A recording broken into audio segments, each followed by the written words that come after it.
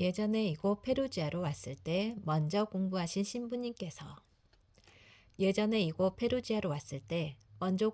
신부님께서 이렇게 말씀하셨다. 그곳에 7월이면 재즈 페스티벌 하는데 그게 시작되면 잠자기 힘들 거야. 이 말씀에 나는 설마설마 했다. 하지만 금방 7월이 왔고 어김없이 재즈 페스티벌은 시작되었다. 밤 9시면 시작돼서 새벽 4시까지 이어지는 재즈의 향연. 아마 이곳에 여행으로 왔으면 40년 전통으로 이어지는 이 페스티벌에 적극적으로 참여했을 것이다. 하지만 지금 나는 공부하고 있는 학생이란 생각이 드니 이건 소음이지 음악이 아니었다. 하지만 어제 기나긴 일주일의 공부를 끝낸 터라 관광객의 마음으로 광장에 나갔다. 그곳에 나간 나의 마음을 한마디로 표현하면 사람의 마음은 참 간사하다는 것이었다. 사람들의 열기, 음악이 주는 마음의 여유, 시원한 뭔가 마음속으로 들어오는 것 같았다. 공부하는 사람의 마음으로 그것을 들었을 때와 나가서 함께 즐겼을 때의 마음이 너무나 달랐다. 이렇게 좋은 걸 왜 방에 처박혀서 안 되는 공부를 하려고 했을까? 차라리 시끄럽다 생각 말고 나와서 조금씩이라도 즐기고 들어갈 걸. 유학이라는 생활은 자꾸 한쪽의 모습만을 바라보게 만든다. 그러다 보니 삶이 답답해지는 경우가 많은데 이번의 경험이 나를 조금 더 크게 만들어준 것 같다. 조금씩 급한 마음 갖지 말고 힘을 내자. 아자. 2011년 7월 17일. 동생아 미안해. 유학을 나올 때 필요한 것만 가지고 나오느라 짐을 많이 싸지 못했다. 그러다 보니 빠진 게 참 많이 있었는데 그 중에서도 요즘같이 더운 날에 특히 여름 이불이 아쉬웠다. 왜냐하면 여기 이불은 땀이 나면 몸을 칭칭 감기 때문이다. 그래서 며칠 전에 집에 전화를 했다. 어머니, 제가 쓰던 여름 이불 좀 보내주세요. 여기서 이불을 사려면 거의 100유로, 한국 돈으로 16만 원이나 줘야 돼요.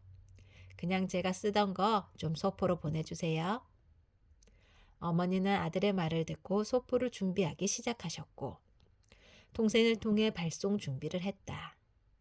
동생과 지난 며칠간 소포 준비로 전화를 하며 동생아, 꼭 소포 보낼 때 형한테 전화해야 돼? 하고 신신당부했다.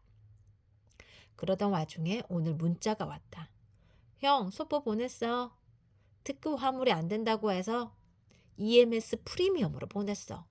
그러니 금방 받아볼 거야? 그 글을 보고 나는 당황했다. 분명 내가 소포 보낼 때 연락하라고 했는데 왜?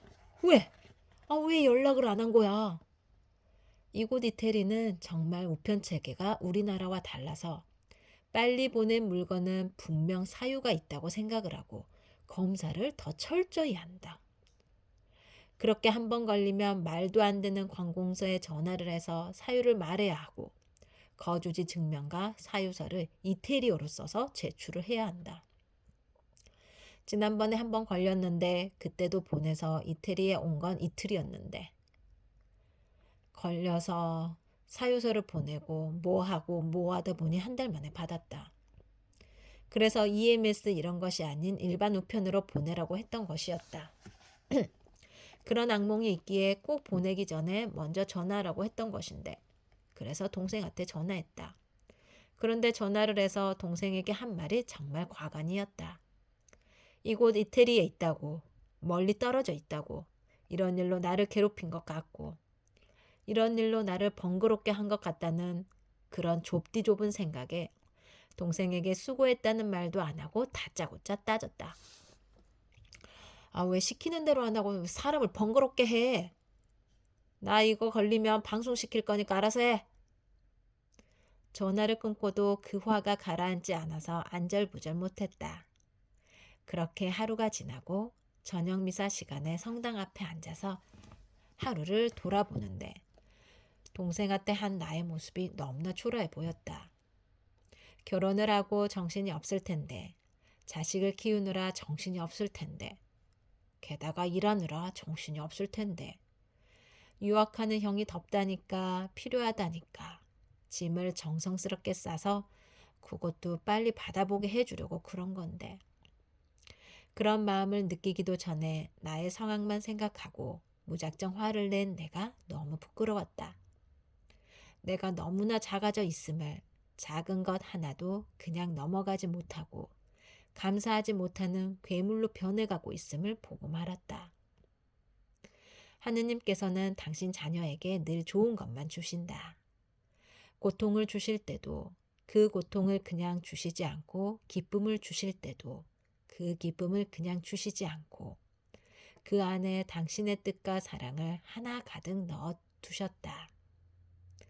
그런데 나는 나의 기준에서 하느님의 뜻을 받아들이고 나의 기준에서 생각하려고 했다. 그러다 보니 하느님의 뜻은 보이지 않고 나의 뜻을 들어주시지 않는 것 같은 하느님께 돌을 던지고 짜증을 내고 나만 괴롭힌다고 징징거린다. 지금 나를 보자. 똑바로. 정말 지금을 잘 보고 있는지, 그 안에 있는 하느님의 뜻을 잘 보고 있는지. 2011년 7월 19일. 어머니는 내 삶의 이불. 연일 계속되는 불볕더위. 너무 더워서 시원한 이불을 살 요량으로 대형 할인점에 갔다. 그런데 얇게 누빈 이불이 글쎄 100유로였다. 당시 환율로 16만 원. 잠깐을 망설이다 집에다 부탁을 해야겠다 생각을 하고 집으로 전화를 걸었다. 어머니, 제가 쓰던 이불 얇은 거 좀 보내주세요. 그리고 며칠 뒤 이불이 왔다. 내가 10년간 쓰던 내 이불. 잘 받았다는 인사도 못하고 열흘이 지난 어느 날 어머니 생각에 다시 전화를 했다. 어머니, 잘 받았어요. 이 말을 들은 어머니는 이불 속에 숨겨둔 작은 비밀 하나를 말씀해 주셨다. 하도 아들이 편지 쓰라고 해서 이불 모퉁이 상표 붙여놓은 곳에 몇 자 적었으니까 읽어봐. 전화를 끊고 마음 한쪽 구석에 아렸다. 그리고 읽어야지 하며 아껴두다 어제 읽어봤는데 몇 자 되지 않는 그 문장이 아침부터 내 마음을 아리게 한다. 역시 어머니란 존재는 자식에게 있어서 포근한 이불 같은 존재인 것 같다. 2011년 8월 12일.